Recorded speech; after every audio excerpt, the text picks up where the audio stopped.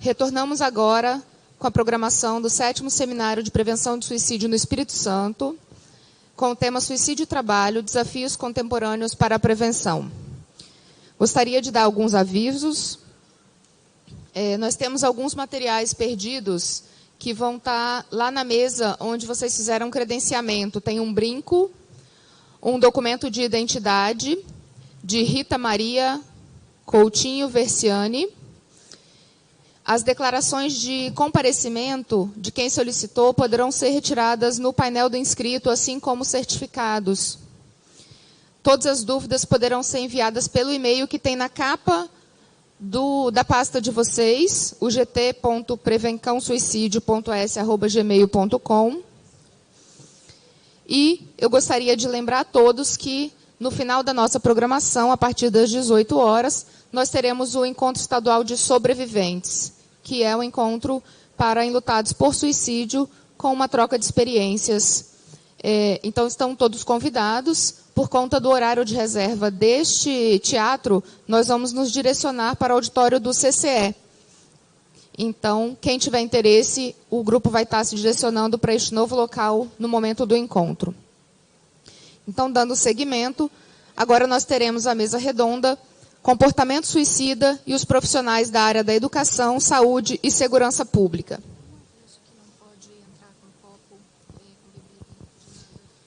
Gostaria de lembrar e pedir a colaboração de todos de não comer nem beber dentro do teatro, não entrar com café, água e alimentos, por gentileza. A gente está oferecendo café lá do lado de fora, da porta de vidro, inclusive por isso. Obrigada. Gostaria de convidar agora...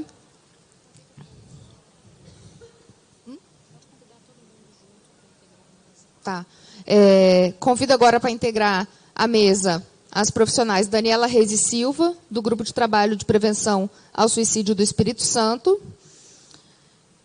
Daniela é psicóloga clínica e hospitalar, mestre e doutora em Psicologia Clínica pela PUC, São Paulo, terapeuta de famílias e casais, terapeuta certificada e supervisora em MDR, terapeuta certificada em Brain Spotting, coordenadora do AP Espírito Santo, o Apoio a Perdas Irreparáveis, coordenadora da equipe voluntária de saúde mental do HPM no Espírito Santo, coordenadora do Grupo de Trabalho de Prevenção ao Suicídio, GTPS-ES, associada fundadora e integrante da diretoria da Associação Brasileira de Estudos e Prevenção ao Suicídio, ABEPS. Gostaria de convidar também a senhora Gegliola Campos da Silva. Ela é assistente social da Polícia Federal, tutora da Academia Nacional da Polícia Federal e da Escola Superior de Polícia, especialista em gestão da administração pública e mestranda em segurança pública. E a doutora Maria Carmen Viana, psiquiatra, doutora em psiquiatria pela Universidade de Londres, professora do Departamento de Medicina Social e do Programa de Pós-Graduação em Saúde Coletiva da UFES, coordenadora do Centro de Estudos e Pesquisa em Epidemiologia Psiquiátrica, CEPEP da UFES, membro fundadora do Centro de Estudos de Psiquiatria do Espírito Santo, CEPES, integrante do Grupo de Trabalho de Prevenção ao Suicídio do Espírito Santo, GTPS-ES. E a Karen Scavacini, do Instituto Vitaleri, que vai estar participando conosco por meio de vídeo, por não estar presente no momento. Vai ser a nossa quarta palestrante da mesa. Muito obrigada pela presença de todos. A Karen é doutora em Psicologia pela USP, mestre em Saúde Pública pelo Instituto Karolinska, na Suécia, na área de Prevenção ao Suicídio e Promoção de Saúde Mental, psicóloga idealizadora e cofundadora do Instituto Vitaleri, membro da diretoria da ABEPS, Associação Brasileira de Estudos e Prevenção do Suicídio, e do Conselho Científico do CVV, membro da Força Tarefa em Pós-Venção pelo IASP, e trouxe para o Brasil a Colcha da Memória Viva e o Dia Internacional dos Sobreviventes Enlutados pelo Suicídio. Palestrante e professora sobre prevenção e pós-venção do suicídio pelo Brasil. Facilitadora de grupos de apoio a enlutados pelo suicídio. Responsável técnica da campanha #EuEstou. E autora do livro E Agora? Um livro para crianças lidando com o luto por suicídio e de capítulos e artigos nacionais e internacionais sobre o tema. Então, para iniciar, convido a doutora Daniela Reis e Silva. Boa tarde a todos e a todas. Seguimos fortes no propósito de continuar discutindo a questão do suicídio no trabalho e a gente vai dar início agora à mesa redonda, comportamento suicida e os profissionais de segurança pública, educação e saúde, né? E eu vou começar falando sobre os profissionais da segurança pública, em especial da Polícia Militar do Estado do Espírito Santo. Quero dizer que essa mesa foi preparada com muito carinho e agradeço imensamente a Karen por ter atendido o nosso pedido, porque diretoria da ABEPS, em mês de Setembro Amarelo, a gente tem que se dividir em 20. Ela só não está presencialmente porque ela está participando de um evento hoje ainda em São Paulo. Aliás, a diretoria em peso está participando de vários eventos no Brasil inteiro, então a gente está se dividindo. Ela gravou um vídeo que vocês vão assistir em seguida. Jagliola, você quer ficar aqui embaixo? Você quer ficar aqui em cima? Tanto faz. Pode, pode. Aqui pode tudo. Quem sabe faz ao vivo, né? Então, assim, eu queria contar para vocês que o meu primeiro contato com a questão do suicídio na Polícia Militar se deu em 2016, dezembro de 2016, a convite do capitão Eduardo, que se tornou um grande amigo, fiel escudeiro em relação a esse tema tão difícil, quando ele me convidou para fazer uma sensibilização junto à, então, equipe de negociação, que atualmente é da CIMESP. E a gente fez um bate-papo com os negociadores, né? E eu fiquei encantada pelo tema, com o trabalho que eles fazem, nós tivemos a oportunidade do capitão Eduardo fazer a apresentação em 2017, em 2018, né? E foi esse meu primeiro contato, e depois eu tive a oportunidade de ser instrutora do curso que aconteceu no ano passado, né? E só ali eu vi a quantidade e a grandiosidade do trabalho que o policial militar tem em relação ao tema, porque é um trabalho que fica escondido, a gente não conhece. O pessoal da equipe de negociação já chegou, porque eles estavam, enfim, porque eu tenho um carinho, uma gratidão enorme por eles, porque eu sigo aprendendo o trabalho com eles. E quando a gente fala do suicídio em relação à segurança pública, a gente tem uma interface entre o atendimento dos policiais militares às tentativas de suicídio, às ocorrências de suicídio, mas também do próprio profissional de segurança pública, né? E eu vou só falar assim, bem rapidinho sobre a interface deles, e quem for militar aqui, ou policial civil também, né? Que fazem esses atendimentos, e os bombeiros, Coronel Ribeiro estava por aí. Daqui de cima eu não vejo, mas, enfim, a gente tem todo um trabalho junto a eles em termos de formação para que se atenda à população de forma geral da melhor maneira possível. Então, assim, algumas dicas para quem atende tentativa de suicídio durante a ocorrência. Informações importantes que a gente precisa ter como equipe de saúde posterior. As tentativas anteriores, perguntar para a pessoa de fato, a existência de um plano de suicídio, os tratamentos prévios de saúde, as substâncias usadas naquele momento, avaliar a disponibilidade de outros meios. É fundamental encaminhar para avaliação de saúde, né, psiquiátrica e psicológica, e fazer um atendimento multidisciplinar. Aqui é uma pequena dica do capitão Diógenes, do Corpo de Bombeiros Militar, de São Paulo, que esteve com a gente em 2017 também. Nunca, nunca, nunca, nunca minimizar, desvalorizar, comparar, rotular, abandonar, incentivar, desafiar, acusar, criticar ou mentir para uma pessoa que está numa crise suicida. E um bizu para quem fizer atendimento, militares e policiais civis, bombeiros, para a gente poder qualificar. Vocês se lembram que a doutora Arruda falou de manhã sobre a disponibilização dos dados em tempo real? A ideia é que, diante das ocorrências, dos boletins de ocorrência, a gente consiga providenciar nas próximas 24 horas atendimento na rede pública de saúde, né? Então, o que a gente precisa saber? O nome completo do tentante, o nome da mãe, município de residência, dados para contato, o método, a motivação e o local para onde foi encaminhado. Parece muito, é uma lista interminável. A data de nascimento, está faltando, obrigada, Edileuza, está faltando a data de nascimento, porque isso vai fazer com que a gente faça busca ativa. O que é busca ativa? Não é ser babá de marmanjo. Busca ativa é porque as pessoas têm dificuldade de receber ajuda, de pedir ajuda. Então, a gente vai atrás de uma forma cuidadosa e tem todo um treinamento das equipes de campo para fazer isso, para que a gente possa ter esses dados e fazer o encaminhamento para a linha de atenção. Então, uma fala da Deise Miranda, o suicídio entre profissionais, né, de segurança pública, especialmente porque ela faz uma pesquisa nos policiais militares, está diretamente ligado às condições e às relações de trabalho.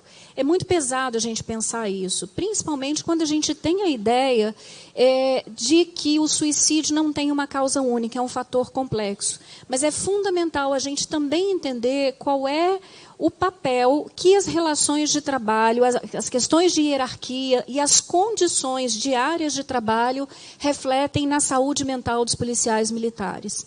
Para a gente pensar no suicídio na segurança pública, a gente tem que pensar em ações que possam alcançar os gestores, o alto comando das corporações, todas, né, civis e militares, os próprios policiais, os familiares e os profissionais de saúde. E por que eu coloco profissionais de saúde? É óbvio que o profissional de saúde tem que saber lidar com saúde mental, mas o que eu vejo na minha experiência ao longo desses últimos 2 anos e meio, trabalhando com policiais militares, muito desconhecimento em relação ao que é o serviço militar. Nós sabemos que é um serviço que traz riscos enormes para a saúde mental, mas pouco se fala disso.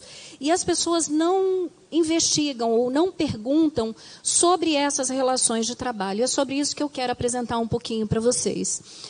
Esse é um modelo de prevenção integrada que a Deise Miranda publicou no livro dela, né, o Porquê os Policiais se Matam, né, para integrar a prevenção. Então, vocês têm aqui a política de assistência de saúde mental, com política de melhorias da infraestrutura das unidades, né, de cada unidade das corporações, uma política de atenção ao policial em situações de risco e traumática, o investimento na imagem social, relacionamento institucional, incentivo à gestão humanizada e a política de formação e treinamento. E tudo isso a gente tem tentado implantar ainda com alguma dificuldade. E aí, falando da Polícia Militar do Espírito Santo, quem é o policial militar do Espírito Santo? Como é que eles estão envolvidos, né, nessa questão do comportamento suicida? E eu vou contar só um pedacinho dessa história que Coronel Paterlini começou a contar para vocês. Qual é a nossa maior preocupação? Assim como toda a população em geral, as tentativas de suicídio, a gente tem um pequeno número daqueles que são atendidos em pronto-socorro. A maior parte acaba sendo atendido em casa, socorrido por colegas. Muitas vezes não se faz, aliás, a maior parte das vezes não se faz a notificação. Os departamentos de promoção social, tanto do Corpo de Bombeiros quanto da Polícia Militar, não recebem essas notificações por parte do colega, né? E a gente fica com esse monte de gente com comportamento suicida sem que a gente tenha conhecimento. Então, só para vocês terem uma ideia de que para um atendido no pronto-socorro, a gente tem pelo menos 3 tentativas de suicídio, plano e o pensamento, sendo que esses números são subestimados. A gente não tem ideia, porque a gente não tem pesquisa fidedigna em relação aos números no Espírito Santo. Aqui é só para apresentar para vocês uma pesquisa que foi feita em 2014, coordenada pela Deise Miranda, sobre suicídio entre profissionais policiais militares no Brasil, uma análise institucional. Fica a referência, quem quiser procurar, né, por essa referência. Inclusive, ela dá dados do profissional da Polícia Militar do Espírito Santo. Contudo, a gente teve um número de respondentes muito pequeno. Nós temos, acho que, quase 10 mil, né, no corpo da Polícia Militar, na corporação, e apenas 413 responderam. Então, a gente tem um número baixo de resposta e a gente sabe que está subestimado. Eu não vou apresentar porque são números dela e ela já apresentou para a gente em 2017. Mas o que ela aponta nessa pesquisa? O perfil dos participantes, né, mais homens do que mulheres, e muitas coisas condizentes com o perfil populacional que apresenta comportamento suicida. alguns possíveis fatores associados à ideação suicida e tentativa de suicídio declarados, os fatores organizacionais e situacionais, e ela faz uma apresentação bem interessante sobre isso. Ela faz também uma apresentação sobre o capital social, como esses militares se relacionam, e aqui eu coloco esse capital social como um fator de proteção, mais do que fator de risco, né?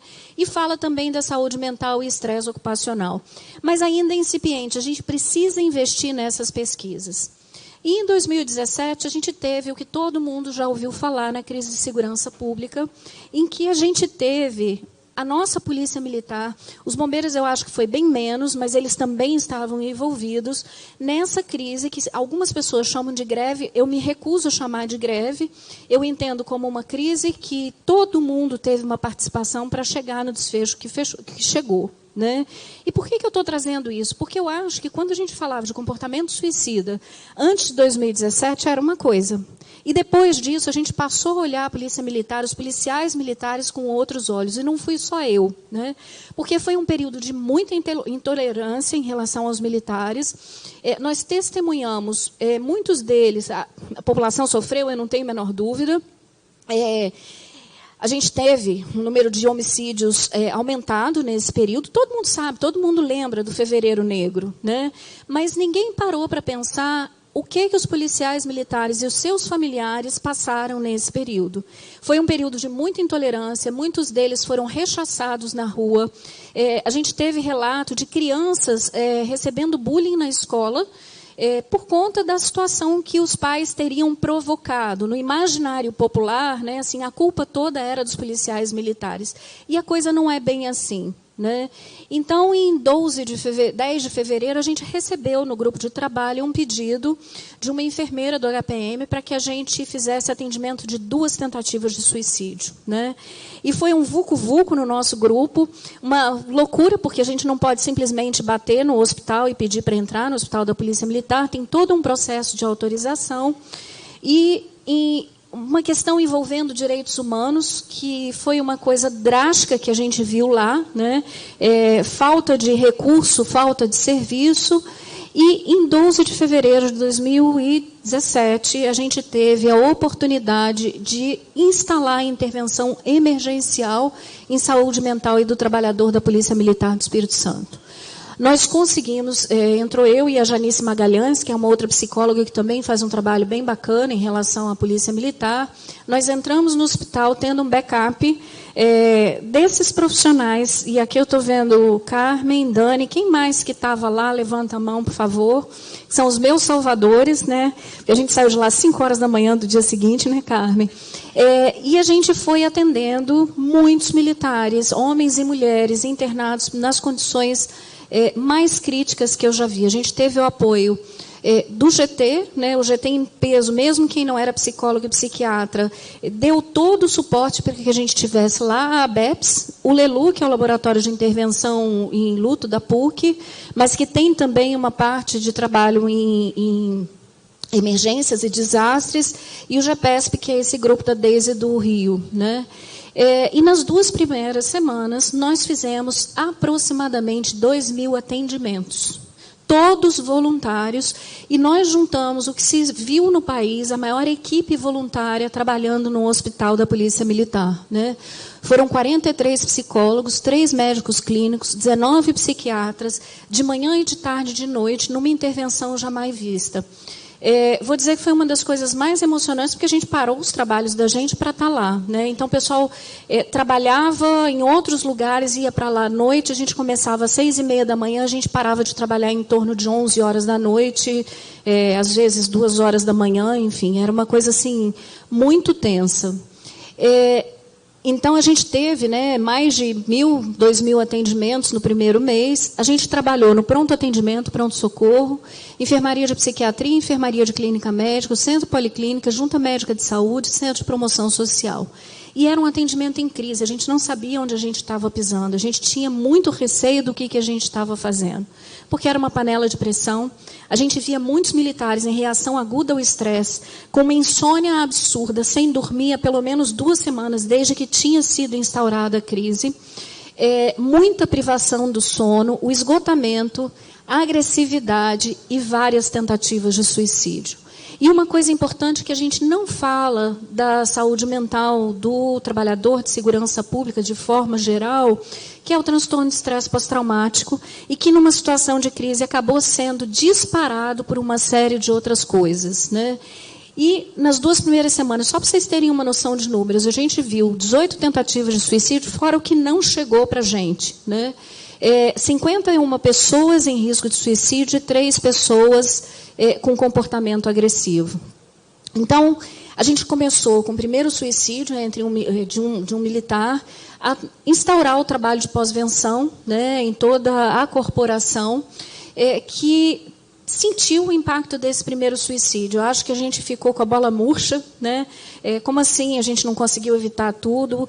Com um pequeno detalhe, as pessoas que morreram por suicídio não foram atendidas pela nossa equipe, né? Não estou dizendo que nós somos a melhor equipe do mundo, mas eu acho que isso prova que o atendimento adequado, o atendimento afetivo faz toda uma diferença, e o atendimento científico, né? Porque não era só de afeto que a gente estava falando, o atendimento qualificado fez com que a gente evitasse mortes nesses primeiros 2 anos de funcionamento. Então, a gente fazia a busca ativa dos familiares, a gente conseguiu acolher todas as 5 famílias, né, das pessoas que morreram por suicídio em 2017. A gente fez acolhimento, aconselhamento no luto, e todas as famílias foram assistidas, e são de alguma forma até hoje, porque a gente mantém contato com elas. Números. Nós tivemos só, entre aspas, 5 suicídios em 2017.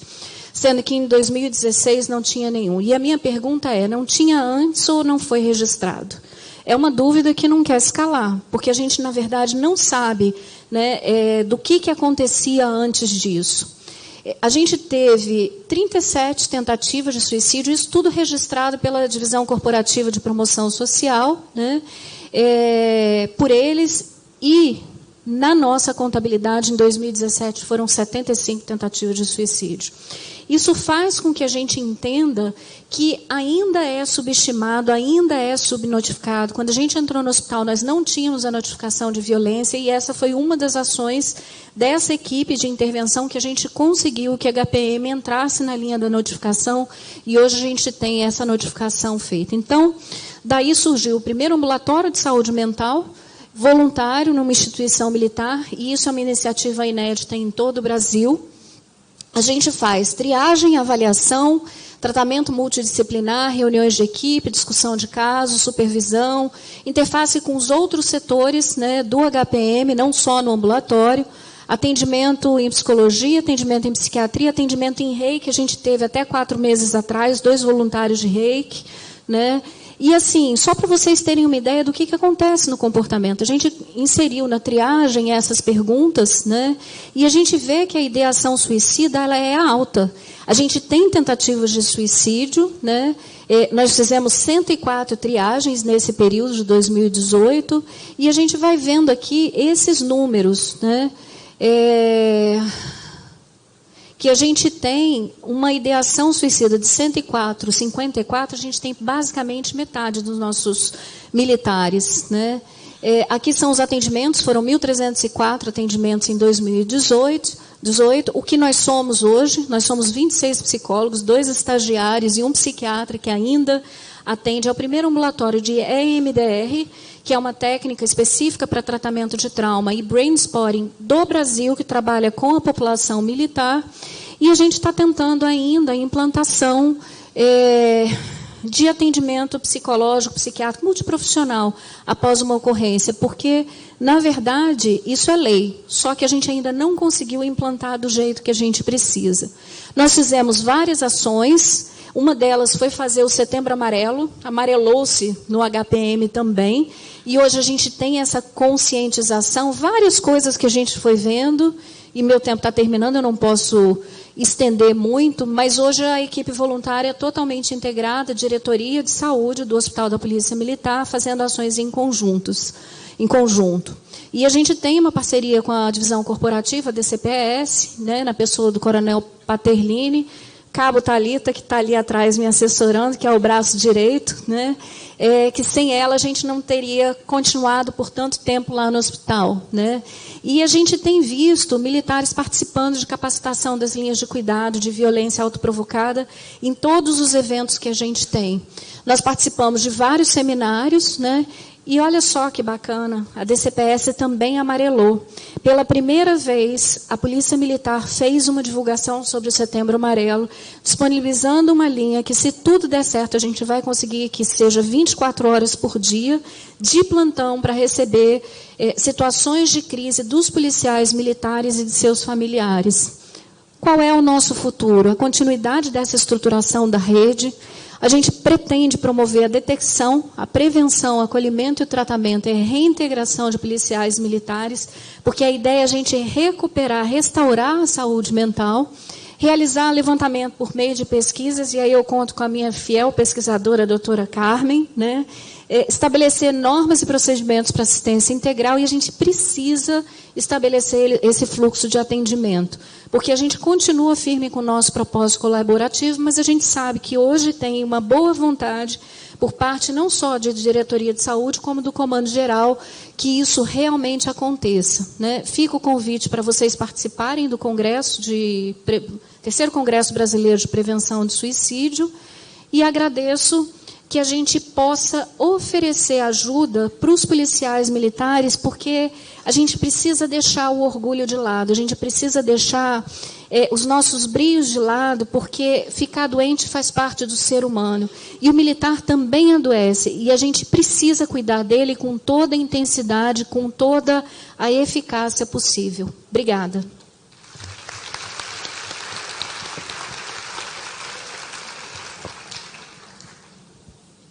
Eu fiz um resumo de tudo que eu recebi aqui e vou tentar ser bem breve. E eu não vou fazer as perguntas, porque senão a gente perde tempo e a gente precisa otimizar por conta dos atrasos, né? As características do trabalho do policial pode favorecer, sim, o adoecimento psíquico, e a própria organização e os processos de trabalho também. Em meio à crise de segurança pública e depois dela, houve um aumento significativo dos afastamentos desses profissionais, situação que a gente ainda vivencia.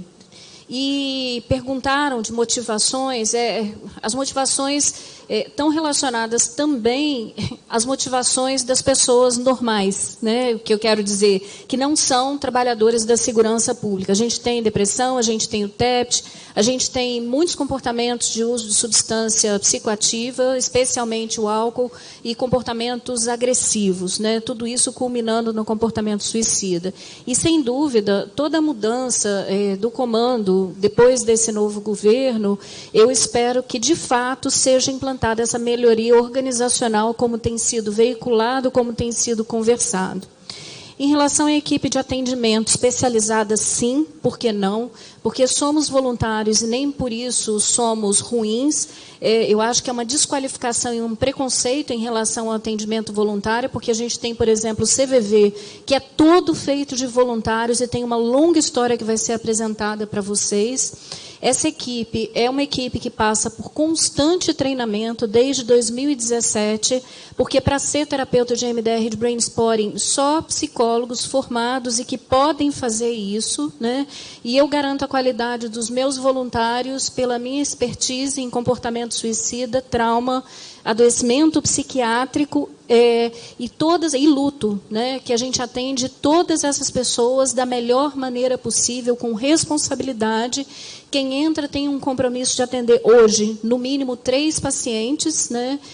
E assim a gente tem se mantido. E por que voluntário ainda? Porque quando nós entramos no hospital, o HPM não contava, enfim, histórias e histórias e histórias, mas eu vou resumir. A gente não contava com psiquiatras e psicólogos para atender a crise, e todos os militares ficaram internados por mais de 24 horas sem ter nenhum tipo de assistência. Infelizmente, o governo anterior não entendeu isso como um problema grave de saúde pública, o que estava acontecendo, e as providências tomadas fizeram com que essa equipe voluntária entrasse e ficasse em cena. As 2 primeiras semanas foram voluntárias porque a gente não tinha ninguém do Estado que pudesse fazer esse trabalho pela gente. Então, a gente teve que fazer com as próprias mãos. A gente conseguiu um contrato temporário, a gente não. Forças maravilhosas, anjos que foram colocados nas nossas vidas, a Amedes, a quem eu sou eternamente grata, conseguiu contratar 2 psiquiatras, se não me lembro se eram 12 horas ou 24 horas, mas enfim, que a gente se revezava e atendia como podia. Então, os psiquiatras voluntários saíram e permaneceram os psicólogos, porque infelizmente a nossa categoria ainda é desqualificada. Então, assim, psiquiatra precisa contratar, porque tem que prescrever, porque tem que afastar, porque para ter afastamento tem que ter o CID, tem que ter o laudo do psiquiatra, mas o atendimento psicológico não. E naquela ocasião a gente ainda não tinha, a gente só tinha o Agenor, que está aí, que é da CESA, que estava lotado lá, sobrecarregado até não poder mais, e a gente entrou com força para ficar. Hoje, como é que é a questão da Polícia Militar?